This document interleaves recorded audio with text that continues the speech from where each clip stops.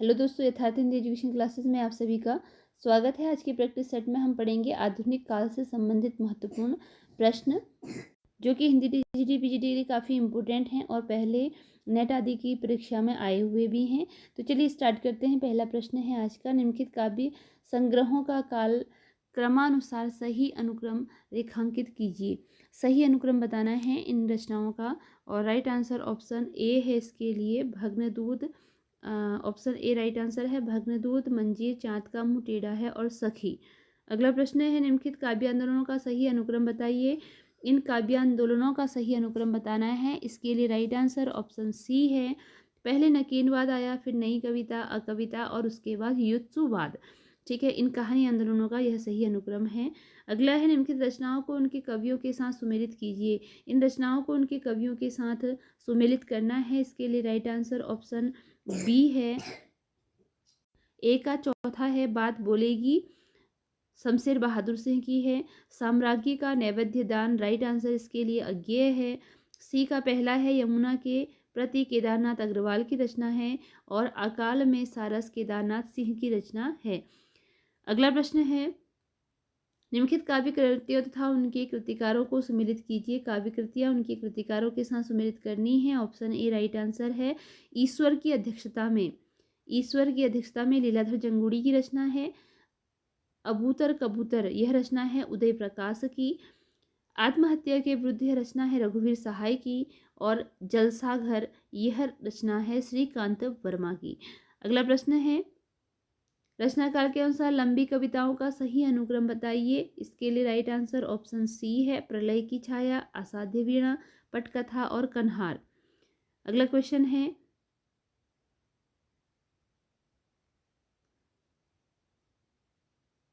कवियों को उनकी कृतियों के साथ सुमेलित कीजिए। कवियां हैं, उनकी कृतियों के साथ सुमेलित करना है इसको। राइट आंसर इसके लिए ऑप्शन ए है। ए का चौथा, अकाल में सारस रचना है केदारनाथ सिंह की। बी का है पांचवा, ज्ञानेन्द्रपति, यह रचना है, इनकी रचना है संशयात्मा। ज्ञानेन्द्रपति की रचना का नाम है संशयात्मा। सी का पहला है, अग्निलीग, यह है भारत भूषण अग्रवाल की रचना। और आत्मजयी रचना है कुंवर नारायण की। अगला प्रश्न है, निराला कृत राम की शक्ति पूजा की रचना का आधार ग्रंथ कौन सा है। निराला जी ने राम की शक्ति पूजा किस रचना के आधार पर लिखी है। तो राइट आंसर ऑप्शन बी है इसमें, कृत्तिवास रामायण के आधार पर निराला ने राम की शक्ति पूजा लिखी है। अगला है, इन अंशों को उनके कवियों के साथ सुमेलित कीजिए। ये जो कुछ अंश हैं रचनाओं के, तो इनको सुमेलित करना है। इसमें राइट आंसर ऑप्शन डी है, इसके लिए राइट आंसर ऑप्शन डी है। ए का दूसरा है, जो घनीभूत पीड़ा थी प्रसाद की, यह पंक्ति है। हर प्यारे को सेज पास नम्र मुख हंसी खिली, यह पंक्ति है निराला जी की। हम नहीं कहते कि हमको छोड़कर स्रोतस्विनी बह जाए, यह पंक्ति है अज्ञेय जी की। जी हाँ हजूर मैं गीत बेचता हूँ, यह पंक्ति है भवानी प्रसाद मिश्र जी की। अगला प्रश्न है, रचनाकाल के अनुसार सही अनुक्रम लिखिए। रचनाकाल के आधार पर राइट आंसर ऑप्शन ए है इसके लिए, इंद्रधनुष रौंदे हुए सीढ़ियों पर धूप में, ए नए इलाके में वाजश्रवा के बहाने। अगला है, ज्यों ज्यों बसे जात दूरी दूरी प्रिय प्राण मूरी, त्यों त्यों धसे जात मन मुकुर हमारे में। भ्रमर गीत प्रसंग से संबंधित उपयुक्त पंक्तियों के कवि हैं। इन पंक्तियों के कवि बताने हैं किसकी यह पंक्तियां हैं। इसके लिए राइट आंसर है ऑप्शन डी, जगन्नाथ दास रत्नाकर की यह पंक्तियां हैं। जगन्नाथ दास रत्नाकर की यह पंक्तियां हैं। धिक धाय तुम यों अनाहूत, धो दिया श्रेष्ठ कुल धर्मधूत, राम के नहीं काम के सूत कहलाए। उपयुक्त काव्य पंक्तियों का संबंध किस काव्य रचना से है। यह किन काव्य रचना से ली गई हैं। ऑप्शन बी, तुलसीदास जो कि निराला की रचना है, उससे यह पंक्तियां ली गई हैं। कविता दो शब्दों के बीच की नीरवता में रहती है। काव्य भाषा के संबंध में उपयुक्त मत किसका है। कविता दो शब्दों के बीच की नीरवता में रहती है, यह किसका मत है? ऑप्शन डी इसके लिए राइट आंसर है, अज्ञे जी का यह कथन है।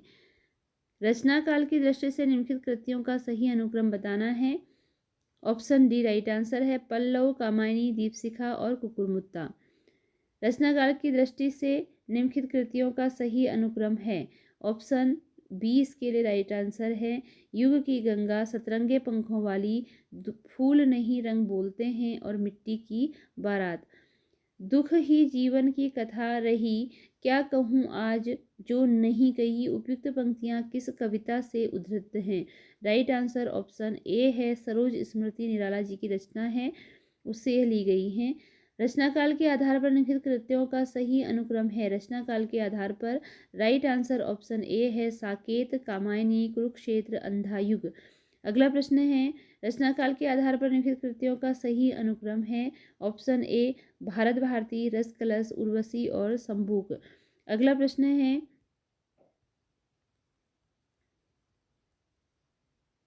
निम्नलिखित कवियों को उनके काव्य संग्रहों के साथ सुमेलित कीजिए।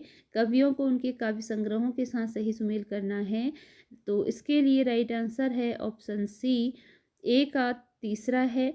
बालकृष्ण शर्मा नवीन की रचना है हम विस्पाई जन्म के। राम नरेश त्रिपाठी की रचना का नाम है पथिक। माखनलाल चतुर्वेदी की रचना का नाम है हिमतरंगिणी। माखनलाल चतुर्वेदी की रचना है हिमतरंगिणी। सोहनलाल द्विवेदी की रचना है भैरवी। अगला प्रश्न है, निम्नलिखित पात्रों को उनके काव्यों के साथ सुमेलित कीजिए। पात्र और उनकी काव्य रचनाएं हैं, मतलब उनकी रचनाएं हैं, उनके साथ सुमेलित करना है। राइट आंसर ऑप्शन बी है, ए का चौथा। असाध्य वीणा की पात्र है प्रियंवदा, असाध्य वीणा रचना में है। और जो कमला पात्र है वह है प्रलय की छाया में। औसी नरी यह पात्र है उर्वशी रचना की। और नचिकेता यह पात्र है आत्मजयी रचना की। अगला प्रश्न है, राम की शक्ति पूजा की यौगिक प्रक्रिया का स्रोत क्या है? इसके लिए राइट आंसर है ऑप्शन सी, नव वेदांत। ऑप्शन सी, नव वेदांत। अगला है, निम्नलिखित छंदों को उनके प्रयोक्ता कवियों के साथ सुमेलित कीजिए। इसके लिए राइट आंसर है option D. Option D right answer है, ए का दूसरा है सोनेट। त्रिलोचन ने प्रयोग किया है इस छंद का। बी का पहला हाइकू छंद का प्रयोग अज्ञे द्वारा किया गया है। सवैया गया प्रसाद शुक्ल स्नेही के द्वारा। और कवित्त जो छंद है इसका प्रयोग किया गया है अयोध्या सिंह उपाध्याय हरिऔध के द्वारा। अगला प्रश्न है, ढलमल ढलमल चंचल अंचल झल गल तारा पंक्ति में मुख्यतः वर्णन है। इस पंक्ति में किस चीज का वर्णन किया गया है? राइट आंसर ऑप्शन ए है, नदी की धार का। छायावाद के समर्थन में सबसे पहला लेख लिखने वाले लेखक हैं। राइट आंसर ऑप्शन बी है, मुकुटधर पांडे। अगला है, इनमें कौन सी कृति प्रतिबंधित रही है? कौन सी कृति है जो कि प्रतिबंधित रही है? राइट आंसर ऑप्शन डी है इसके लिए राइट आंसर ऑप्शन डी है, चिनगारियाँ। अगला है, निम्नलिखित पंक्तियों को उनकी कृतियों के साथ सुमेलित कीजिए। इस वाले क्वेश्चन में ये देखिएगा आपकी प्रतिबंधित तो भारत भारती को भी शायद एक बार किया गया था। फिर उसके बाद क्या था, ये इसे आप क्लियर कर लीजिएगा इस वाले क्वेश्चन को, ठीक है? थोड़ा सा डाउट है इसमें। अगला प्रश्न है, निम्नलिखित पंक्तियों को उनकी कृतियों के साथ सुमेलित कीजिए। ये पंक्तियाँ उनकी कृतियों के साथ सुमेलित करनी है। और इसके लिए राइट आंसर 43 वाले में ऑप्शन सी है। राइट आंसर ऑप्शन सी है, ए का दूसरा। अब अभिव्यक्ति के सारे खतरे उठाने ही होंगे अंधेरे में, इस कविता से ली गई है। हंस पड़ा गगन वह शून्य लोक, इसका संबंध है कामायनी से। स्थिर समर्पण है हमारा, यह है नदी के द्वीप से। आप अपने से उगा में, यह पंक्ति है कुकुरमुत्ता से। अगला प्रश्न है, संपत्ति शास्त्र की भूमिका लेख किस पत्रिका में छपा? संपत्ति शास्त्र की भूमिका, यह लेख किस पत्रिका में छपा? ऑप्शन बी राइट आंसर है इसके लिए, सरस्वती पत्रिका में। भारत भारती लिखने में उर्दू के किस ग्रंथ की प्रेरणा थी? इसके लिए राइट आंसर ऑप्शन डी है, मुसद्देहाली। भारत भारती लिखने में उर्दू के ग्रंथ मुसद्देहाली की प्रेरणा थी। उज्ज्वल वरदान चेतना का सौंदर्य जिसे सब कहते हैं, यह पंक्ति कामायनी के किस सर्ग से ली गई है? इसका राइट आंसर ऑप्शन सी है, लज्जा सर्ग से ली गई है यह पंक्ति। अगला है, निम्नलिखित लंबी कविताओं को उनके कवियों के साथ सुमेलित कीजिए। इसका राइट आंसर है ऑप्शन ए का चौथा है, हरिजन गाथा नागार्जुन की है, बाघ केदारनाथ सिंह की है, शिवाजी का पत्र निराला की है, और प्रमथु गाथा यह रचना है धर्मवीर भारती की।